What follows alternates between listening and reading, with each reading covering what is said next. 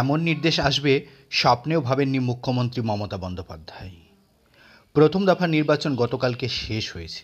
প্রথম দফার নির্বাচনের মধ্যেই রাজ্যে বিপুল অশান্তির মধ্যে ভোট শেষ হয়েছে।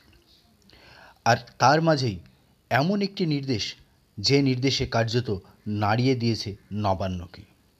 সিঙ্গুরে টাটা মোটরসকে ৮০০ কোটি টাকার কাছাকাছি ক্ষতিপূরণ দিতে বাধ্য হচ্ছে রাজ্য সরকার। টাটাদের ন্যানো কারখানা করা নিয়ে একসময় উত্তাল হয়েছিল সিঙ্গুর।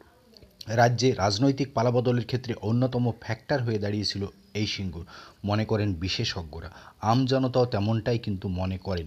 সম্প্রতি মুম্বাই স্টক এক্সচেঞ্জকে টাটা গোষ্ঠী বিবৃতি দিয়ে জানিয়েছে, আরবিট্রাল ট্রাইব্যুনাল যে নির্দেশ দিয়েছে বঙ্গ সরকারকে, অর্থাৎ মমতা বন্দ্যোপাধ্যায়ের সরকারকে, সেই নির্দেশ বাবদ ৭65.78 কোটি টাকা ক্ষতিপূরণ মিটিয়ে দিতে হবে টাটা গোষ্ঠীকে। আর তারপরেই কার্যত কোষাগারে ভিখিরির দশা হতে চলেছে রাজ্য সরকারের। মামলার খরচ বাবদও ১ কোটি টাকা অতিরিক্ত দিতে হবে। আরবিট্রাল ট্রাইব্যুনালের নির্দেশকে চ্যালেঞ্জ করে আদালতের দ্বারস্থ হচ্ছিল রাজ্য শিল্প নিগম, কিন্তু আদালতের কোনো বিচারপতি এই মামলা লড়তে চাইছে না।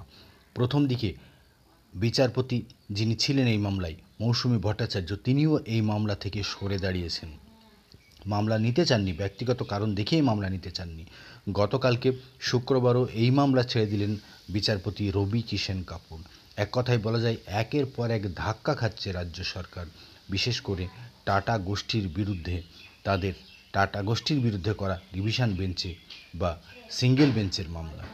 আরবিট্রাল tribunal, stock exchange of India যে নির্দেশ দিয়েছে, সেই নির্দেশকে মানতে গিয়ে কাল ঘাম ছুটছে মমতা বন্দ্যোপাধ্যায়ের।